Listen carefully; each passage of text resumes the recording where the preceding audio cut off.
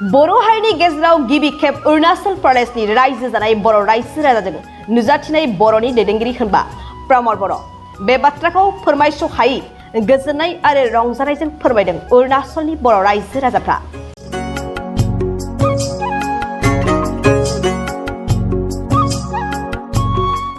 जों मिन्थिगौ जोंनि बर'नि गेजेराव गासै खनथाम गोरोबथा जानानै थांबाय, जेरै BSc, BTC आरो BTR। नाथाय बड'लेण्ड एबा BKWSC नि बायजोआव रायजो जानाय बर' आरो हादरनि गुबुन गुबुन रायजोआवबो रायजो जानाय बर' समाजनि गेजेराव जोंनि बर' मन्त्रि MLA गाहाय मावफुं सोद्रोमा बिथांमोना बिथांमोननि जेंना जेंसिफोरखौ लानानै जेबो बाहागो लाफेरनाय नुबोआखै।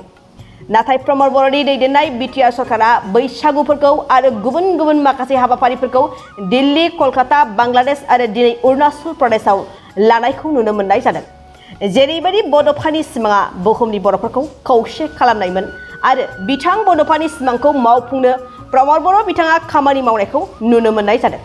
बेबायदिनो बर'नि गेजेराव गिबि खेब अरुणाचल प्रदेशनि बर' रायजो जानाय बर' समाजनि गेजेराव प्रमद बर' बिथाङा गिबि नुजाथि हैनानै बिथांमोननि संसार जानायाव सोमजिनाय जेंना जेंसिखौ लानानै सावरायहैनायखौ अरुणाचल प्रदेशआव रायजो जानाय बर' रायजो राजाफ्रा फोरमायहायै गोजोननाय फोरमायो।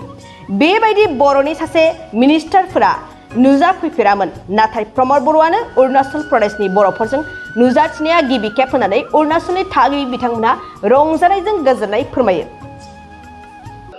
ओरैबायदि गोजोननाय ना, माने गोजोननायखौ दा आं माबोरै फोरमायनो, ओंखायनो गोजोननायखौ आङो गोलोमदै गहोजासे मोसानानै फोरमायबाय आरो इसिबां गोजोनदों माने जोङो। ओरैबायदि दिनैसिम आंनिखौ आं बुंना लाने, आं 2000आव फैदोंमोन बेयाव।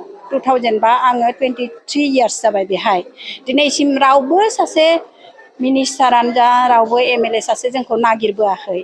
नै फार्स्ट टाइम जोंखौ प्रमद सारा नागिरबोनाया। ओरैबायदि गोजोननाय माने दा माने बेखेवना खोन्थानो हाया आरो। बिथांखौ आरो मा बुंनो, बिथाङा जेरै मोजां खामानि मावबोदों बिदिनो मोजां मावबाय थाथों, सम सम जोंखौ अनहरथों, जोंनि खबर लाहरथों आरो सम सम जोंखौ फैनानै बेहाय बेफोरबायदिनो प्रग्राम खालामफैथों, बेखौनो आङो बुंनो सानो। खावलायनांगौआ बेनो, बिथाङानो दहाय बुंखाबाय जे हारिमुनि कालचारेल हलनि खोथा बुंदों।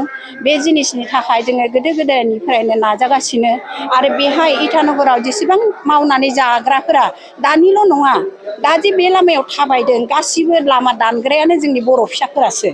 होमबा जोंनि बर'फ्रा एसेबां गोदो गोदायनिफ्राय मावबोनानै मा मोनदों मा मोनाखै दासो मोनगोन बायदि एसे आसा खालामदों।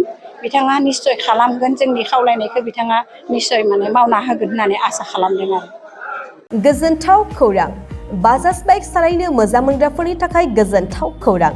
दावहारु अट' एजेन्सिया बाजाज बाइक सालायनो मोजां मोनग्रा रायजो राजाफोरनो होगासिनो दं इन्डिपेन्डेन्ट डेनि थाखाय ल' डाउन पेमेन्ट आरो इजि एक्सचेन्ज अफार।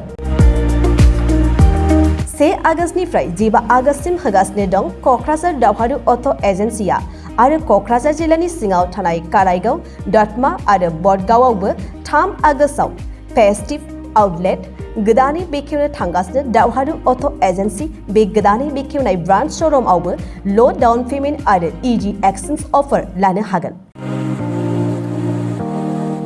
बाइक सालायनायाव हमनो थाखाय हेलमेट बेसेन लायालासे बाइगिरिया मोननो हागोन आरो सीट कभार्स। बेनि अनगायैबो जाय फाइनेन्स लागोन बिथाङा खम डाउन पेमेन्ट होनानै लानो हागोन। बायग्रा ग्राहक सुबुंफ्रा दावहारु अट' एजेन्सियाव बाजाज बाइकखौ बायनो सानोब्ला नैबे मबाइल नम्बर 8822018193 आरो 600003991187 आव थोंजों फोनांजाब खालामनो हागोन।